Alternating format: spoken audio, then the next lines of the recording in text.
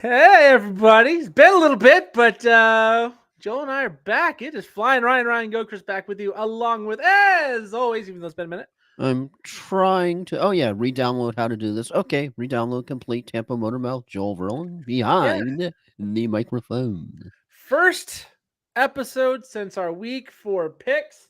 The big board is over here, and we didn't do picks after week 4. And there's a pretty decent reason for it on the surface that Joel and I both experienced a direct shot from a Category 3 hurricane and Hurricane Milton, Oh which boy, Joel was without power for a week or yeah, more. weak. And you can't record when you have no power. But on top of You all of that, you can sit there in front of the computer that doesn't work, doesn't have any power, and not connecting to the internet is very hot because you don't have freaking AC. yeah, you're just sitting in front of a blank monitor, hitting the power button like the meme. Come on, do something. But yeah, But 4 month delay. There were some things on my end. The passing of a relative, my grandfather, kind of threw everything into chaos and had to take care of a lot of things on that end. Getting things set up for a funeral, getting things set up with family members, and just a whole lot of drama. We moved back down to my hometown. So that's why the background looks a little bit different. This is a new home. This is a new place. It's a new setup behind me. So yeah, it's been a lot of crazy, random, not all good, not all bad, mostly bad, but not all bad things. But yeah, it's been a minute. So Joel and I were just doing a little catching up. We really don't know what we're going to talk about. you cut out again. Technology is fun. I don't know if I'm back yet, but it says You're I'm back. recording. Okay. You're back. Yeah, I've got a new microphone on order because it seems to be cutting in and out, and I don't know if it's the cord or the microphone, but the headphones don't really work on the microphone. The microphone's pretty old. I think it's a microphone. So yeah, we're gonna talk Super Bowl because well, that's all that's left. I mean, we missed the rest of the season due to those reasons I've already mentioned, and yeah, I guess we'll give some thoughts on regular season fantasy stuff, whatever we feel like we need to talk about. It's been a little while. So Joel, how's it been? How was fantasy? How was football?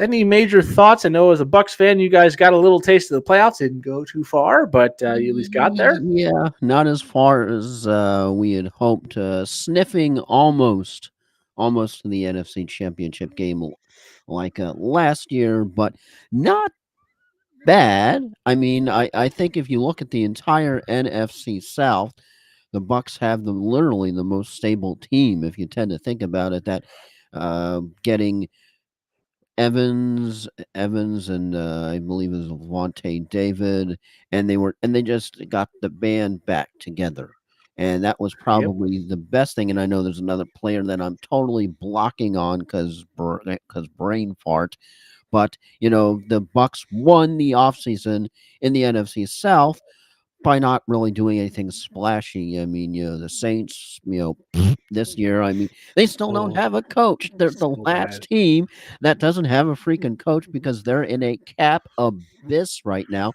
I mean, even Coach Chucky, who apparently has been taken off the naughty list because I saw he's one of the candidates in a couple jobs that was actually eligible, but even Gruden's like, now I'll stay over here at Barstool Sports.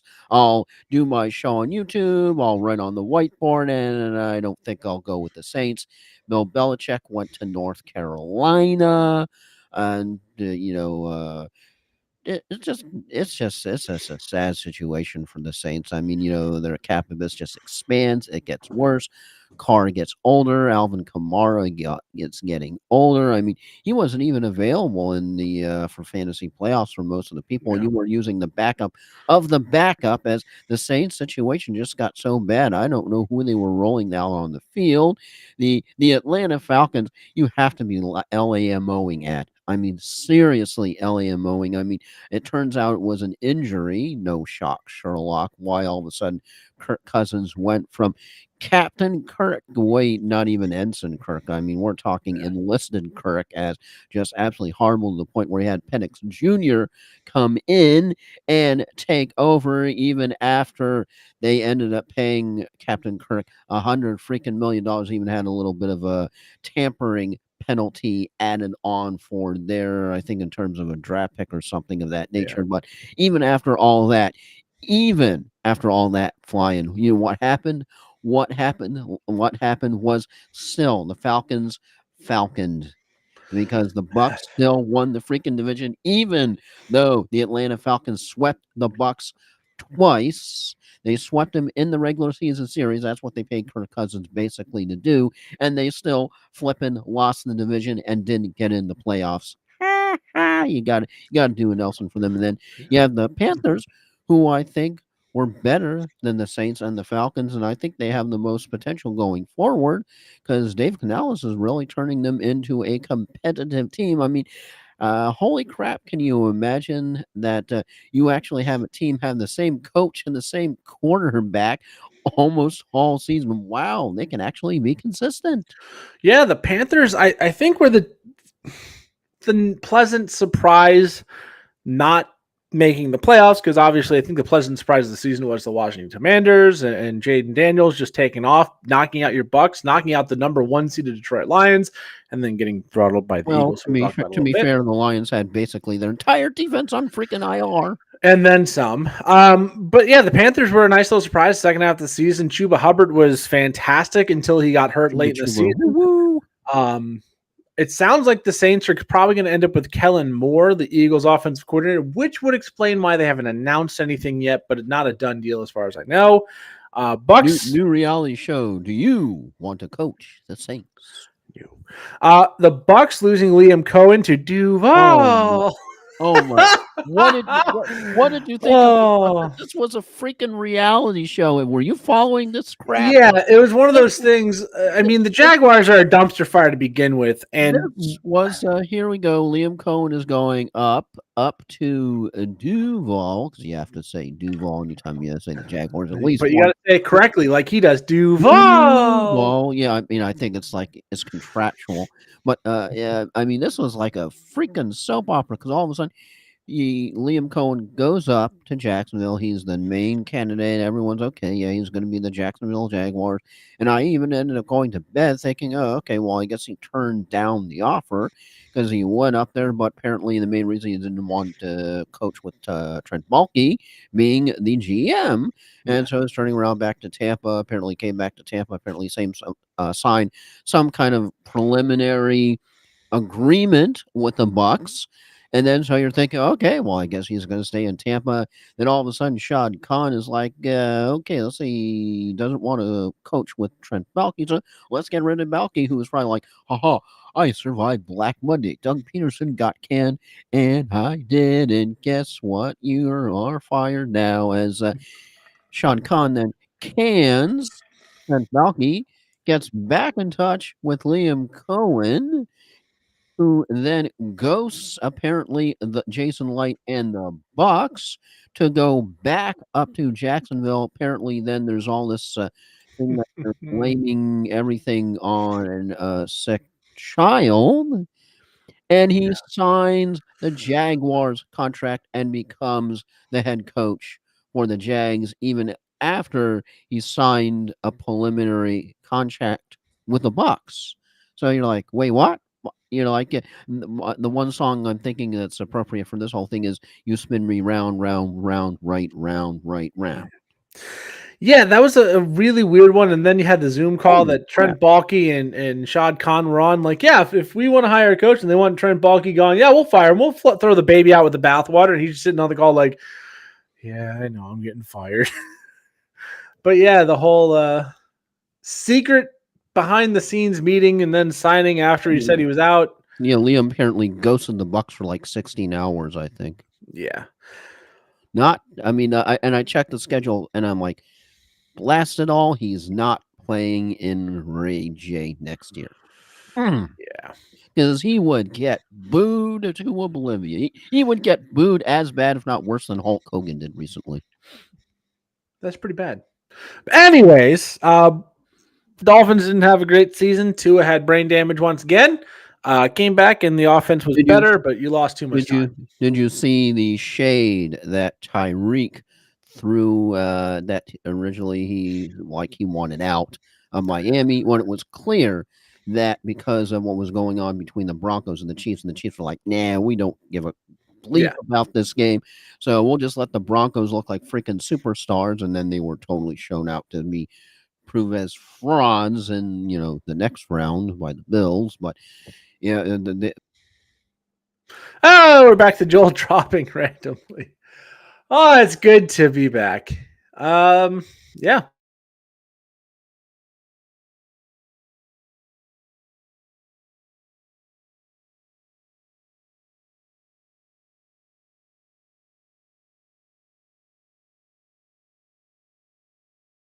Into the playoffs. And here comes Joel again. Back to the podcast, as right? I was saying before we got cut off of the time space continuum here, that what was happening was you had the Dolphins all of a sudden, literally, when they found what was going on with the Broncos and the Chiefs, just all of a sudden, Yeah. okay, our motivation factor just went. Yep.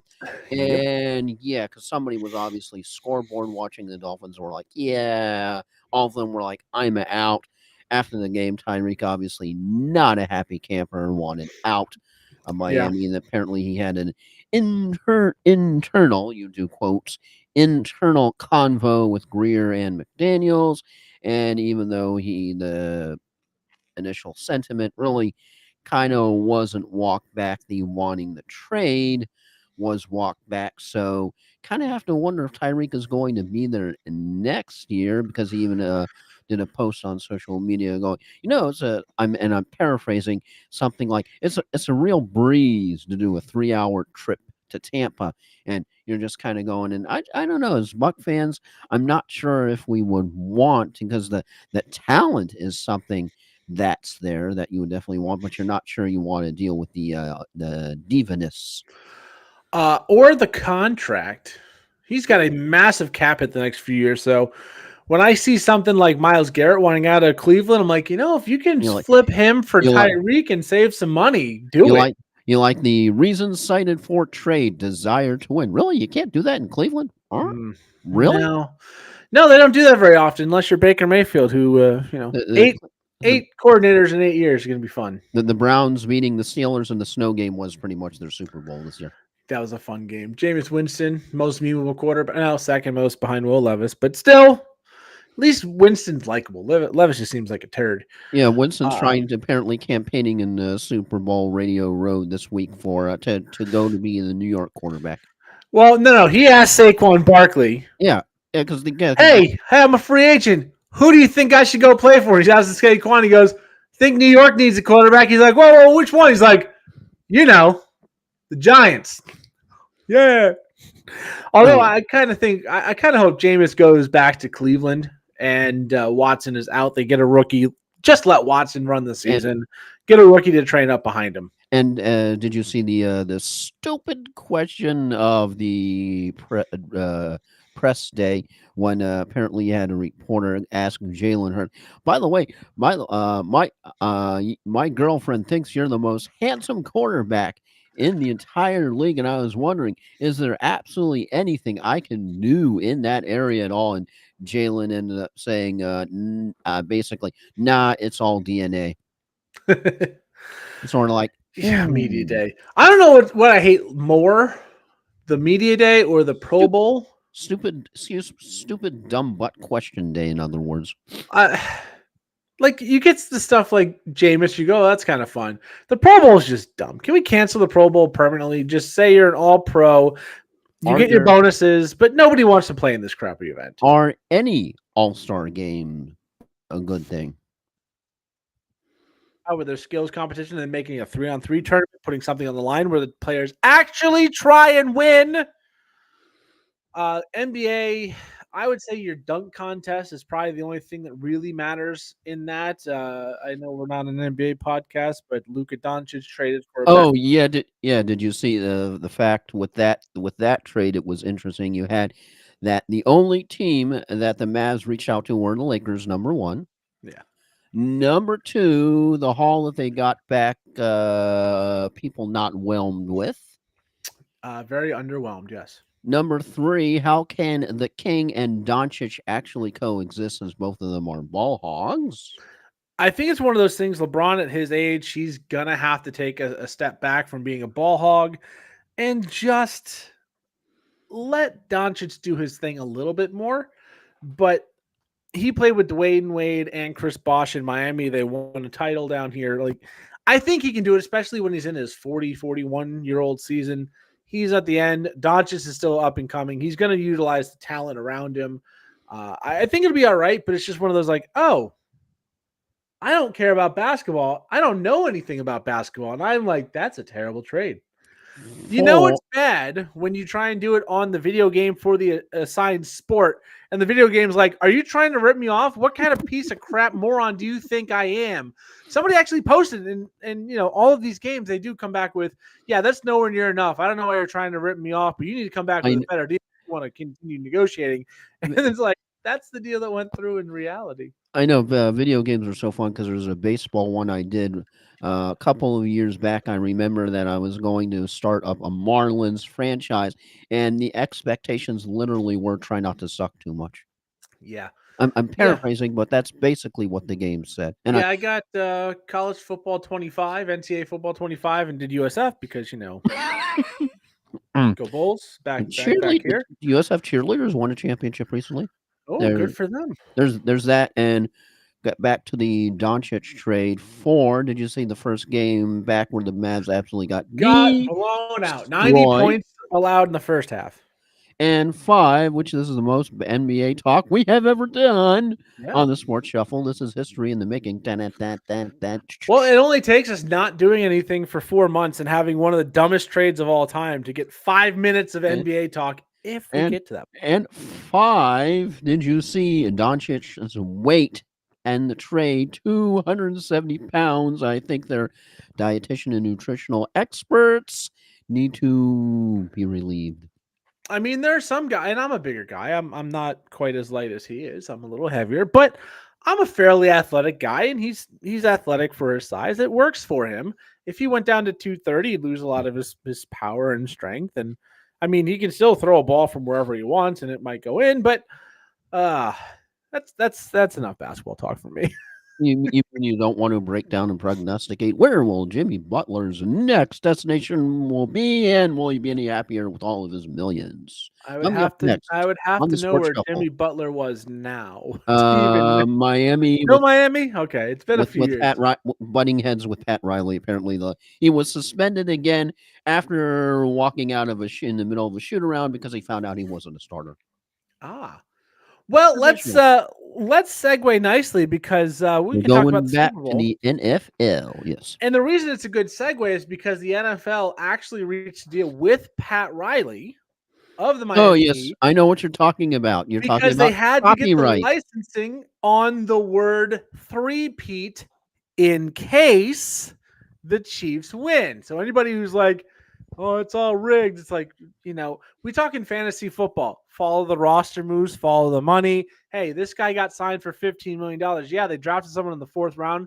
They're not going to play that guy. They're going to play the guy they played. Injury. Hey, Nick Chubb's down. They're calling up a practice squad running back. They're calling Hollywood Brown the X Factor for the Super Bowl. Good God.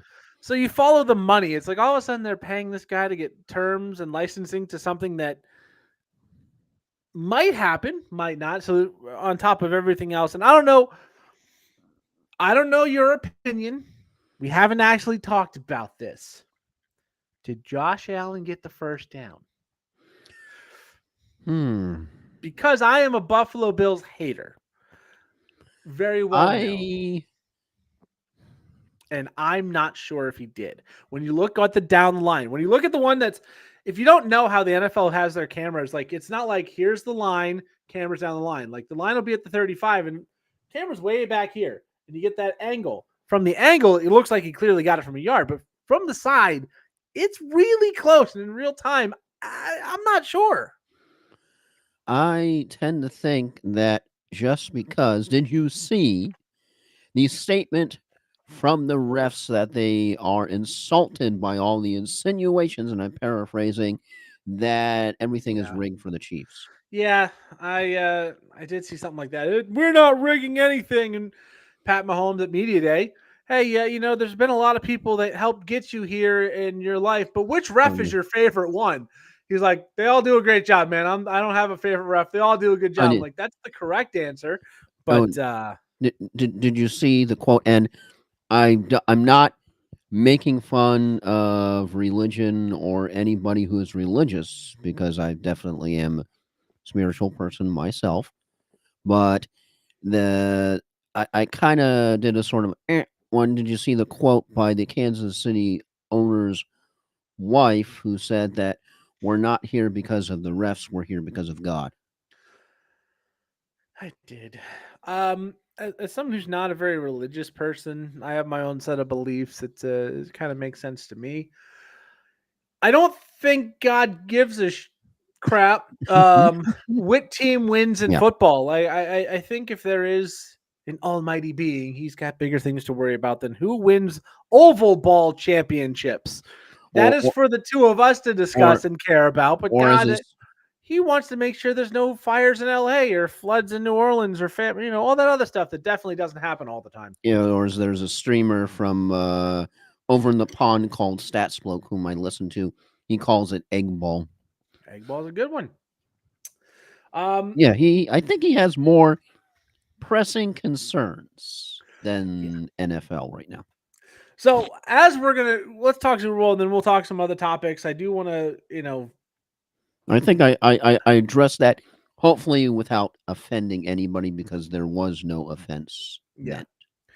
I do want to talk about the Super Bowl. I do want to make our picks because obviously, if we don't have a podcast Friday, this is the last one we're going to do before the Super Bowl. I think we're going to have one Friday, but I'm not sure. This is really a not structured podcast because, well, it's been a Us? minute and there's so much going on, so much that we haven't talked about. We figured we just let it go. But we do need to talk Let about it the Super Bowl. go, And let it go. Okay. the first question I have is for you. Who are you picking? And second of all, if you are a Giants fan, are you happy or mad if Saquon wins? I know with the Eagles winning, it makes it bad, but Saquon didn't leave on his own volition. His team said, we're not going to give you the money you deserve, and another team did. Are you happy or sad for Saquon if you're a Giants fan? I'm not a Giants fan, and one of the best, I forget who said it, but the best takes on that was that Giants fans really should not be upset because the pieces were not there in New York for Saquon to be the Saquon that he is in Philly, no matter how bleeping good a back he is. If you don't have a good O line, if you don't have good blockers, you can't be the superstar with the supersonic power ring that he's become literally in Philly. I've referred to them as the Philadelphia Barclays because he's pretty much their freaking offense right now. And yeah, so I don't think I know you're going to have some Giants fans who are salty, and you really can't blame them because all of a sudden you're seeing like that's the same guy, we had. Why the bleep did they let him go?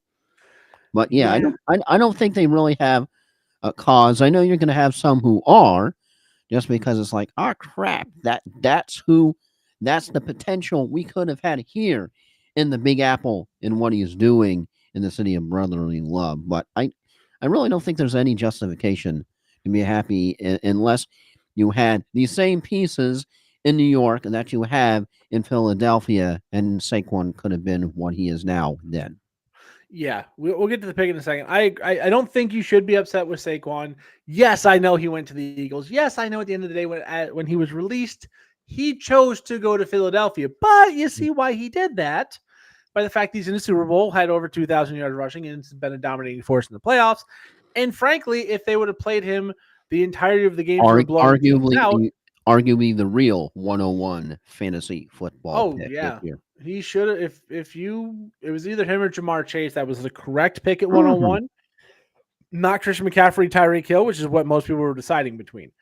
But he was fantastic, and Yeah, he's trolled the Giants front office a little bit with the sleep number commercial. Like, hey, if you have problems sleeping, you can get this bed. It might help you because, of course, I think it was the GM or one of the assistant GMs like, I'm going to lose sleep if he goes and signs with Philadelphia and has a great year. Well, Zing. you can get this sleep number bed. And I'm like, I'm sorry. I do know a couple people that have been Penn State graduates and they've met Saquon. They say he is every bit as nice of a person off the field as he seems like he is on camera and on the field. He's just a genuinely good guy. That's like the And Buck. he's having fun at his old team's expense because they threw him in the trash for Daniel Jones, who is also not there anymore. Oh, yeah, that's another cluster. If I am a Giants fan, I'm not mad at Saquon. And if the Eagles win the Super Bowl because Saquon Barkley dominates once again, which if you watch the playoffs in the last few weeks of the regular season, pretty likely he has a good game if they're going to win. I want literally 5 minutes after the Super Bowl ends or after the trophy, give the Eagles their trophy presentation. I want breaking news. The Giants fire their GM because they let Saquon walk to keep Daniel Jones, and that is a fireable offense. Yeah, because you had the Rams and the Eagles game, and it was like, hey, Rams are keeping it close. Yoink! There goes Saquon. Not. Yeah, Saquon, Snowquan, just pounding his helmet into the end zone. Even the Bills and the Chiefs game, you had the Bills work their absolute butts off to get that first score, and then Saquon does it in like 5 seconds. Yeah, see ya. I'm gone. Washington, I got a field goal. That's cute. Bye. You Second just get- touch, 4-yard touchdown. Bye. Take the song instead of Sonic. He can really move. It's Saquon. He can really move. Yeah. So who do you got? Who you got in the game? Okay, as much as Oh, the drama as he drops. It happens. Hey, it's been a while. It's been a while since we've done this. I don't know if it's his or my end. I think it's his end. It's got to be his end, especially when he comes back that quickly. Joel leaving us in suspense. as he dramatic tension drops. in 3, 2. You need like the Star Trek TOS classic fight music, the cheesy fight music when they were going into like when Kirk was going in with the Gorn. But as much as I want to pick the Eagles, as much as I have everything thinking about Saquon, as much as I just said, Saquon, he can really move like Sonic, but theirs is this, and here's the main reason why I'm dooming the entire universe for a three-peat. Here's my reasoning. Are you ready? Okay. Right now, if you had a traditional schedule with after the championship NFC and AFC championship game the next week, if they would have played then and there, I would have picked the Eagles hands down without a second thought, and they would have actually smacked the Chiefs around and I think won without a second thought. But the reason why I'm leaning back toward the Chiefs is thus. If we remember, there was a little bit of a break where they rested everybody. Saquon had the chance to go after a certain record, didn't want to, was more important about getting to a Super Bowl, sacrificed that. And you had the Eagles basically sort of rest and have a bye and have a little bit of an extended time off. And the very first 2 games that they were in were criticized offensive wise. What happened to the Eagles, or like the one Mater said, ELGES? Yeah, ELGLES Eagles. you don't want a clip like Oh. that going around with you in it. But when you've had an extended period of time, and the Eagles are now going to be off for 2 weeks, so all that momentum that they had, AJ Brown finally ramping up, putting down the book on the sideline and catching the ball. Not reading anything about excellence and all that good stuff on the sideline. I also read that helped make the book, I Yeah. think, a #1 bestseller. #1 seller on Amazon for a little bit. Yeah, just have an NFL wide receiver and everybody knows. Read your book in a conference championship game. Secret to Success, number 3765. But anyway, you've had the Eagles had an extended break now, and all that momentum they've had, and all the momentum the Chiefs have had too. So the teams are now, I think, reset. Whatever momentum both teams have had, and I think that's more crucial for the Eagles than the Chiefs, is reset. And that's why I'm picking the Chiefs, because I think the Eagles lose a little bit of that momentum, like the old NBA Jam, oh my, he's on fire. But now that has kind of come down a little bit with the 2-week break. And that's why I think the Chiefs will have the advantage and they will pull off one of their win by just a little margin. And because you got Mahomes, I mean, I know Eagles have Barkley, but it's a quarterback driven league. And as much as it pains me, got to pick Patrick Mahomes and the Chiefs until they prove me wrong otherwise. And that's my pick.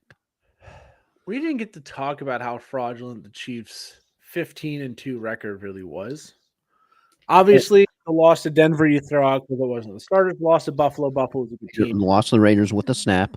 But yeah, you had the Raiders with the bad snap. You had the phantom pass interference with the Bengals. You had the blocked field goal against the Broncos the first time when the starters. If the Eagles are up by 2 or 3 touchdowns, and they have a serious chance to lock it up, but will the Chiefs' defense allow that to happen? That's the question. I just think the Eagles have a better team, top to bottom, outside of Mahomes and Kelsey at their positions. I think Mahomes is a better quarterback than Jalen Hurts, not drastically. I think Hurts brings a different challenge than Mahomes.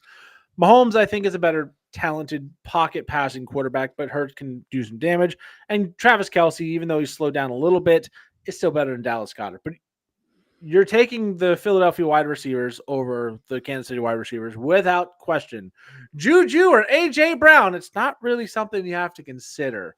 Devonta Smith has had 3 games against the Chiefs. His worst performing game was 99 yards, I think 7 catches. So he's probably going to have a very big game.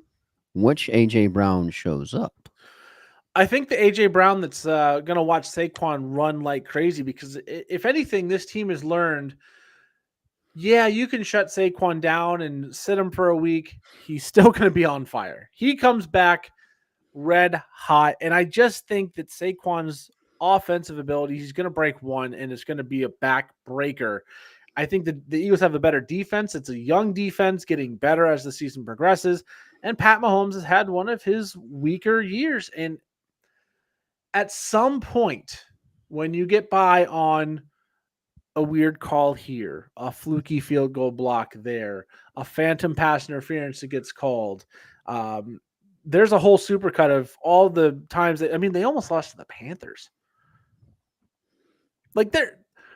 Yeah, I remember, because that's when the Panthers all of a sudden had that stretch where they were very competitive, because the same thing happened with the Bucs that forced them to overtime. Yeah. But you look at it and go, the Chiefs plus minus differential was not good. In fact, I'm going to look it up. I think it was when they were 8-0, it was only like 58, and it was the lowest ever of an 8-0 undefeated team, because they were just barely squeaking by. They weren't blowing anybody out. Then they got absolutely beat down by Buffalo. And obviously in the last week of the season, they got absolutely beat down by Denver, but you kind of put that one to bed. But they're plus minus on the regular season. The BS football, I won't say the full word, but attributed to the Steelers, but that could also almost be attributed to the Chiefs too. I mean, let's see. There were 7 teams with a positive point differential in the AFC. Of those 7 teams, where do the Chiefs rank in point differential? What do you think? Out of 7. 5 or 4? They were 5th. Teams ahead of them, Buffalo and Baltimore at plus 157. Teams ahead of them, the Chargers at plus 101.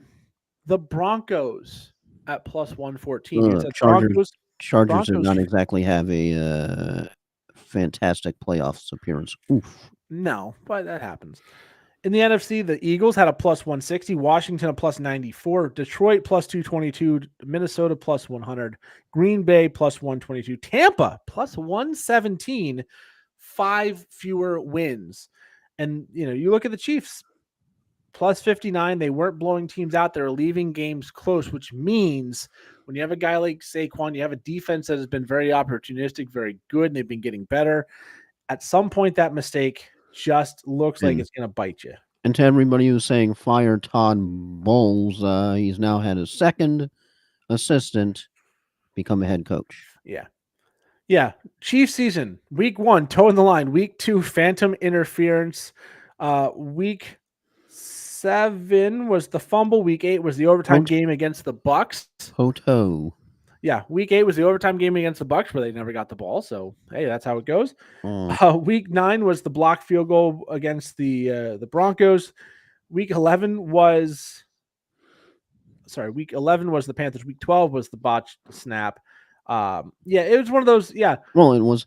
I was talking about the in one of my solo podcasts where I mentioned that you have a special, like in Dungeons and Dragons, the Chiefs have a cloaked figure, on the sideline, waiting for the signal from Andy Reid or the specific coordinator, waiting, and then that shadowy figure of thief class reaches up to their secret cell phone that's a burner account and sends the Venmo to the refs. I really hope not. But we'll see. Kidding, of course, but I'm going to take the Eagles. I just think they're too good at too many positions. If you really look at any of the positions not named head coach, quarterback, and tight end, I think you have the edge to the Eagles. Kicker is probably the only other one that's even really in consideration. I'm picking the Chiefs. I would not be sad if they don't repeat, because I think it's what we need, because you tend to get tired of hearing about it. Well, I was one of the few people that was definitely rooting for them in the AFC Championship game because your love for the Bills, yes, is well documented. Yes, it made me very happy to watch sarcasm. Them. Yes. So they did their job. They knocked the Bills out. The first team to ever win a playoff game in 5 straight years and not make a Super Bowl. Buffalo. Are the Bills cursed? Yes. Them in Minnesota, and possibly Detroit. I think Detroit's over the hump, and they had a bad season with their defense getting hurt. Everybody, and then some if they actually had a defense, I think they could have advanced. I think they're probably the team to beat next year if their team can stay healthy. Defensively, offensively, they're not losing a single piece from what I can tell. That's of note. Goff is already signed. Ben Johnson going to see if he can save Caleb Williams there. Yeah, but at the same time, you brought somebody up from within. You know how that offense already worked. They're going to try and run it back. It was a very successful offense.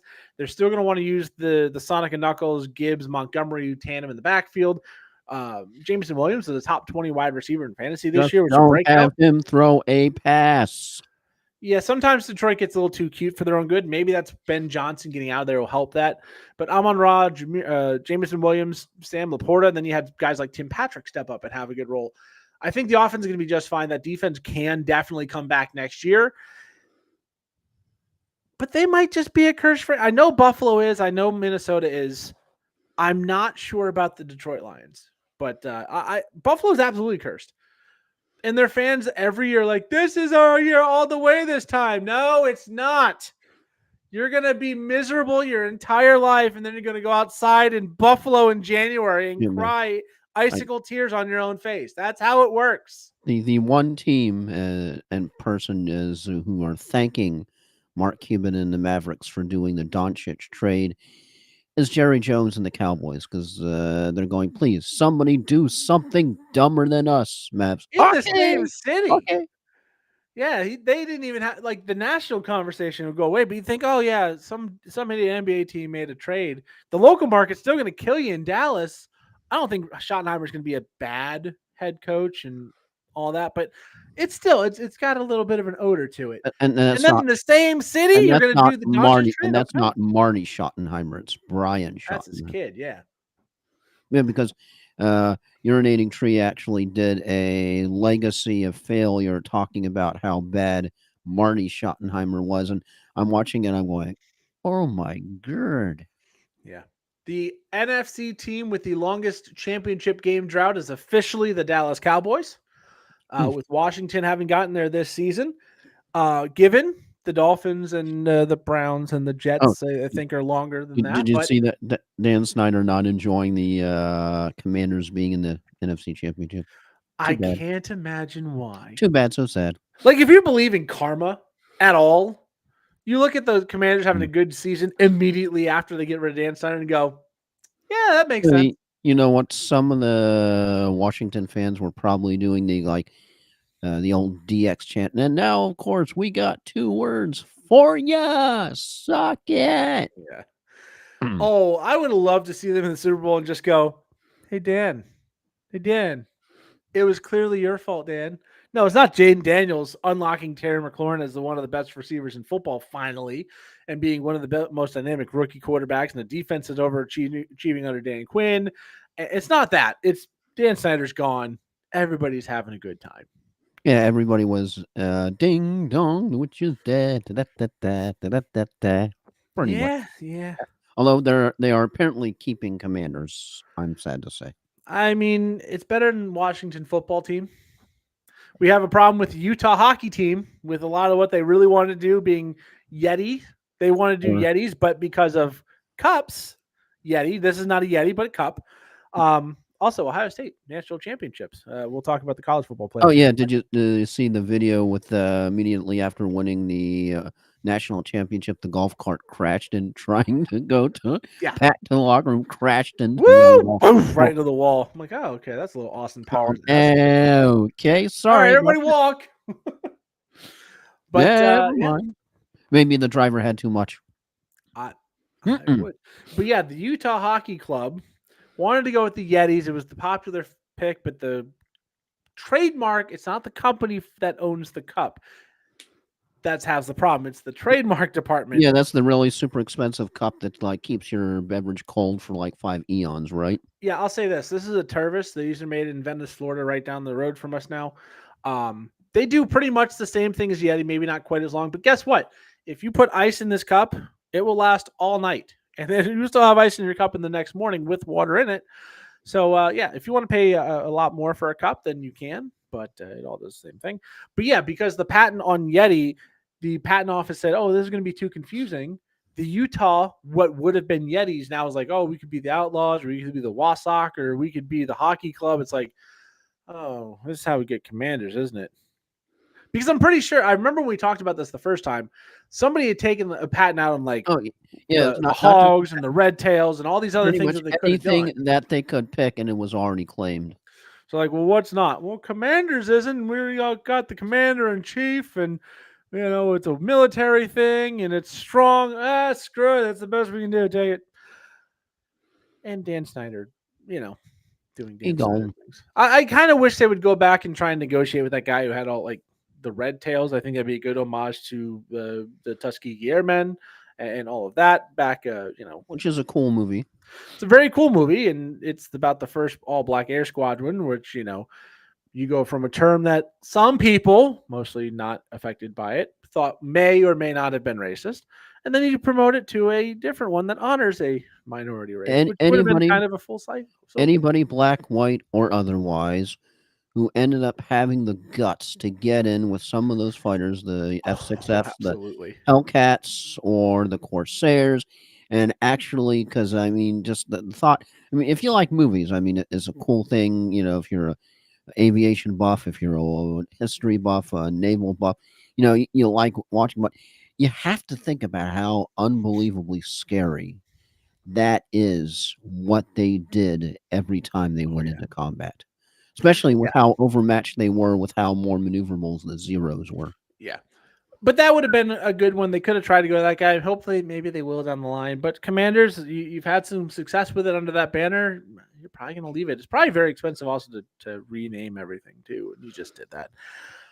All right, let's talk a little bit about our fantasy seasons. Joel, any wins this year or just... Well, I got into the playoffs Playoffs? You kidding me? Playoffs? Hope we can just win a game. Playoffs? Yeah, I know. Probably one of the most overused sound bites in the history in sports talk, but you still love it. Yeah, that would be the other. Citing my playoff performance would be the other Jim Mora one that I know it's out of context, but it's you think you know, but you don't know, and you never will. And I know I'm using it out of context, but that's because all my 3 teams were bounced out of the first round. Yeah, I had a few second place teams in Dynasty that did win some money. I did profit on the year, so that's a good thing. But I had a team that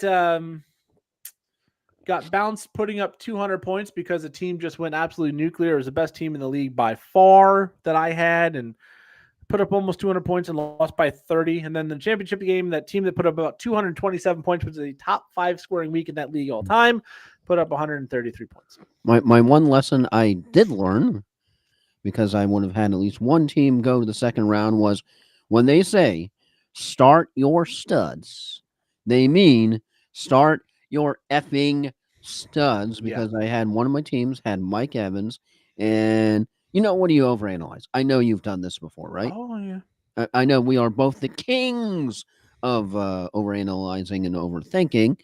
I had Mike Evans in one of my team, and I'm looking at that chip. I'm going, because this was the Chargers game, I believe. But well, it's not really a good matchup for Mike Evans. It's not really that's my analyzing voice. I don't know whose voice I'm doing there. Well, it's not really a good matchup.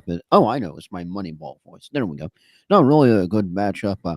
It's not really a good matchup for Mike Evans personally, and well, he ended up having a bad game the week before. So I'm going to put him and start somebody else over him. And of course, he has 32 effing points. Genius, meaning me. Yeah. I don't even think we talked about this. One of my teams that got knocked out in the semifinals got knocked out by one of several bad breaks, and it only takes one of them going the opposite direction. So it was week 16. That was when the Bucks played the Cowboys. I believe they played them on a Friday that week. Or the main slate. There was a Baker Mayfield fumble that should have absolutely been recovered in bounds. Got to the sideline before Dallas fell on it. It was not a turnover. That being a turnover would have won me the game.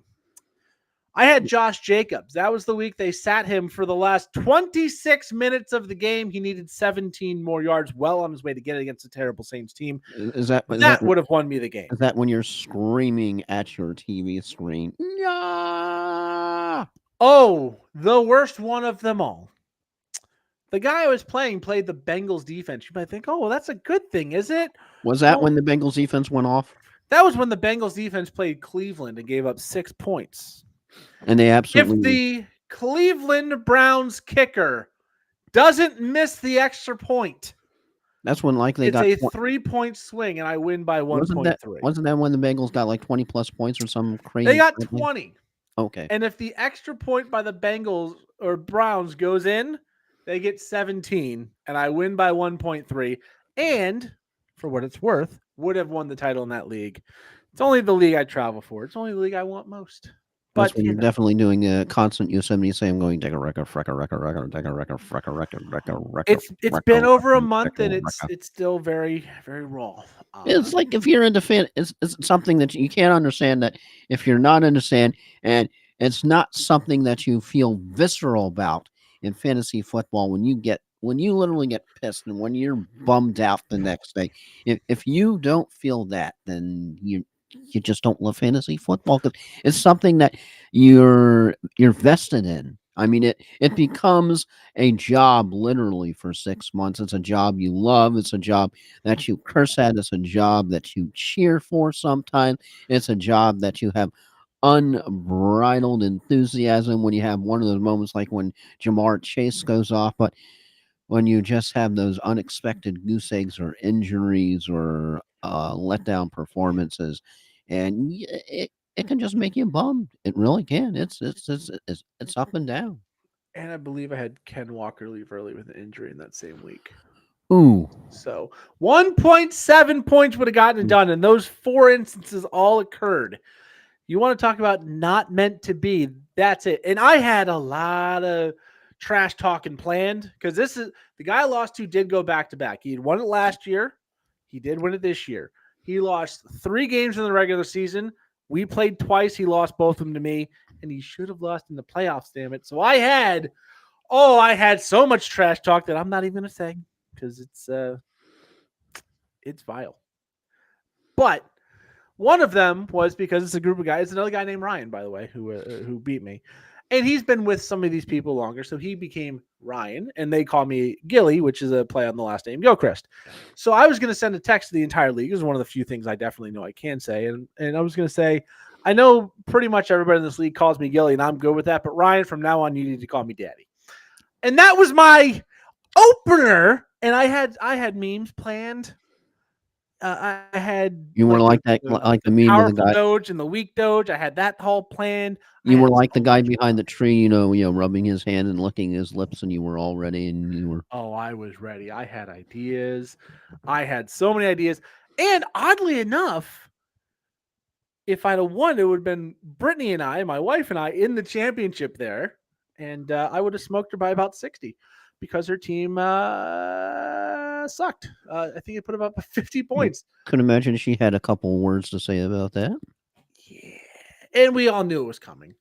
Like, we watched her somehow advance and we're like, oh, yeah, whoever wins between the Did two of she us takes partake? the Did whole she thing. partake of the colorful metaphors? Not the same. She's not as wrapped up. Like, don't get me wrong. She participates. She Okay. like pretty much begged to get in this league. It's now 5 couples, oddly enough.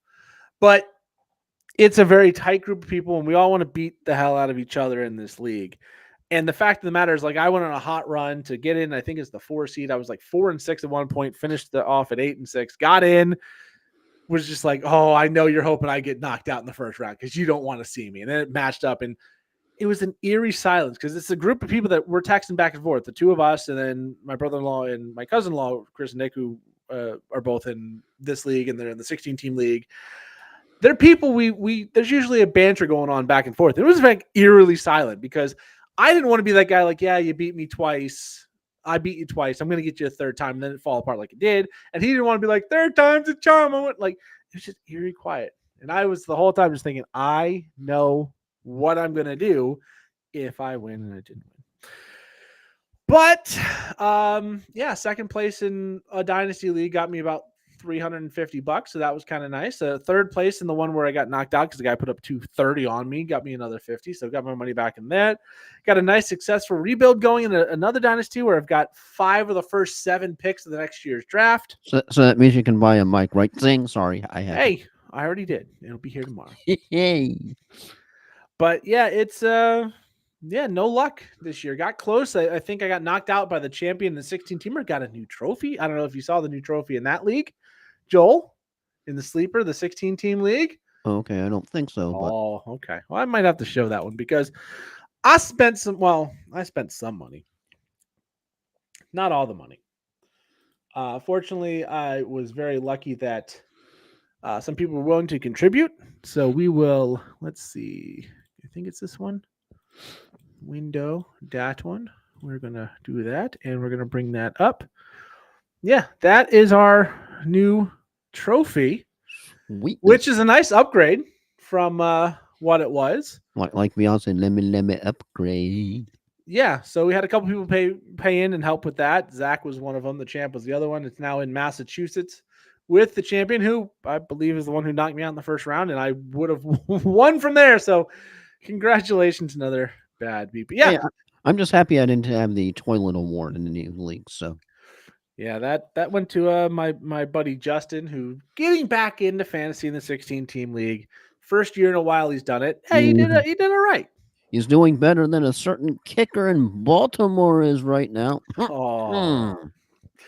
I guess that's what we're going to end with before final thoughts, because I think we have to. So we're doing a sequel. What's that, the Muppets movie? We're doing a sequel. We're back by popular demand. Here comes Justin Tucker pulling the Deshaun Watson in. He's got a couple more to go before he reaches Deshaun Watson territory, he's but not he's getting quite there. But I think the last number I heard was 9. It may have gone up from there.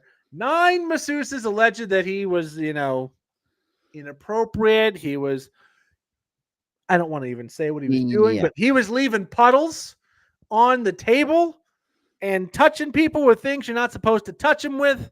And as I don't remember what YouTube channel it was, they said, during a massage, you can just keep your underwear on. Like, you can avoid a lot of these problems. Like, I understand it's a very intimate process. You usually are not as dressed as you would be going out in public because they have to get to certain parts. You don't need your underwear off. A lot of your problems be gone if you said, hey, yeah, I'm a kicker. My groin and my inner thigh is important, but keep your underpants on so nothing is going to be. Somebody obviously must have missed the briefing. Hey-o. Oh, yeah.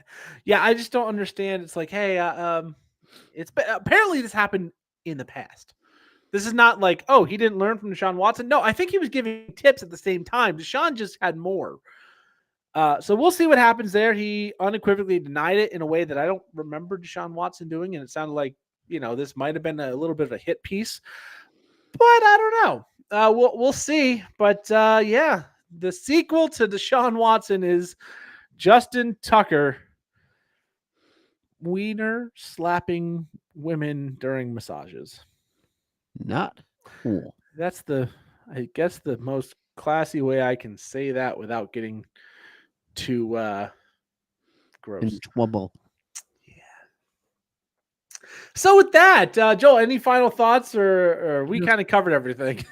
Yeah, well, pretty much did. Just final thoughts is two people who have passed. Definitely, one applies to sports, and one is unfortunately from my childhood. This first one, sports, of course. Sad passing of Bob Uecker, who we all know, of course, from Major League, just a bit outside. Of course, when the non-colored guy says, "You can't say that on the radio," and Euchre goes in his Harry Doyle character. No one's listening anymore. Just Major League, absolutely brilliant performance. He's probably one of the better characters in Major League 2. One of those that kind of proves sometimes, do you really need a sequel? But Harry Doyle, Bob Uecker, and then you're going, he's such a natural to the role, and then you learn that he was a real life play-by-play announcer. So yeah, but I'll always remember Harry Doyle character in Major League, and of course in real life as well. But Bob Uecker, one of the two sad passings in recent days, and the other notable sad passing is definitely a voice from my childhood, being a child of the 80s and arguably 70s. But yeah, that'd be John Irwin, who was the voice of Fabulous Secret Powers Were Revealed to Me the day I held up my sword and said, by the power of Grayskull, I have the power.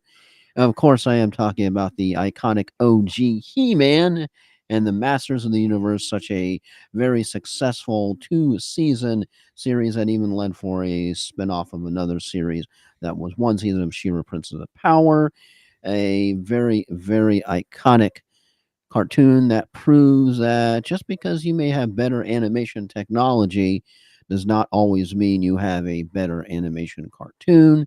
One of the definite classics that will be around forever. Thank you for voicing and bringing such an iconic character to life. The two passings for my final thought. Bob Uecker, of course, known mostly as Harry Doyle, and from his real life profession as a Major League Baseball play-by-play announcer, and John Irwin, the voice of OG He-Man, the iconic Filmation character. Yeah, another voice, Greg Gumbel, passed just around the end of the year as well. So, yeah, a few big name voices leaving a little too early for everybody's liking. I know we start off with talking about my grandfather, and I don't want to go too far into it because it'll make me upset, but definitely someone I respected, definitely someone I missed. Probably the biggest male role model in my life. My biological father was not around. My stepfather, Dan, didn't come into my life until I was about 11 or 12, and my grandfather was there the whole time. Taught me a lot of things. Tried to teach me everything he knew. Obviously, he was 82 when he passed. It's a hard time getting 82 years of knowledge into someone who's at 35 years, especially when they're a kid and teenager, they don't understand half what you're talking about, and then they get in that moody "I know everything" phase, and they think they know which we all go through at some point. So, I saw, if I may interject, there Yeah. was a post from Calvin and Hobbes where Calvin is standing there on the corner and he asked, "How old do you have to be before you understand everything?" Yeah.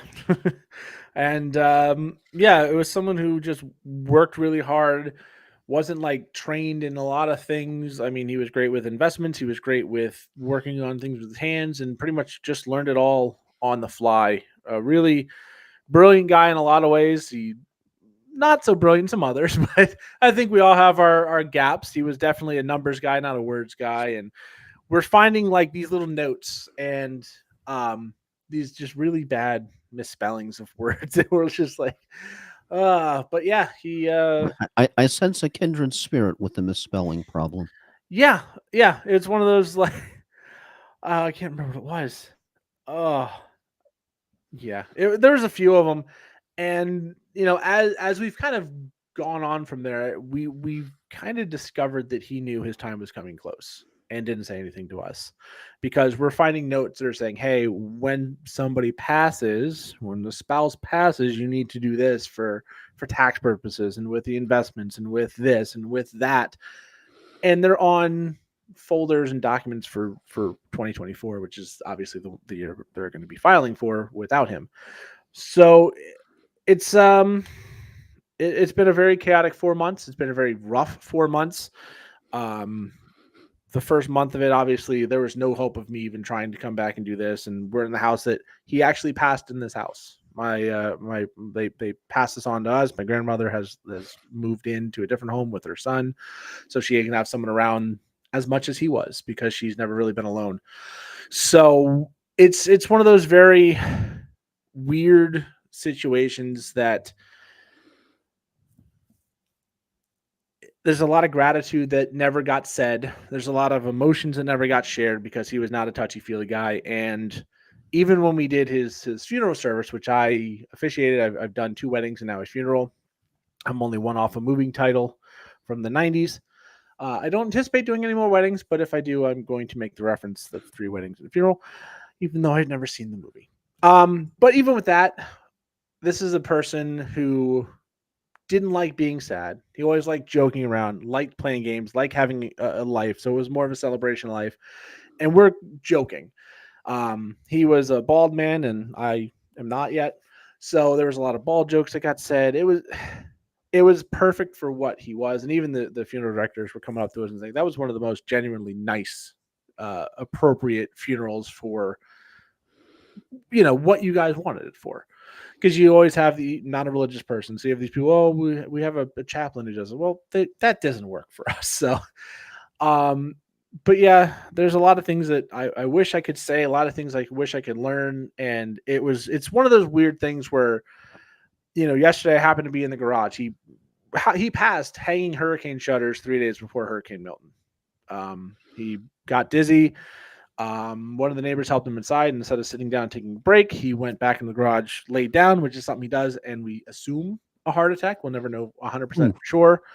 And just passed right there on the garage floor. And I'm in there yesterday as we're finishing unpacking our stuff into this home that's now ours, and I'm cutting up boxes and putting them in. I just kind of look behind me. I'm like, it was probably right. I didn't see him, so I don't know, but I'm like, it was probably right there that he passed, and I'm just standing here cutting boxes like nothing ever happened here.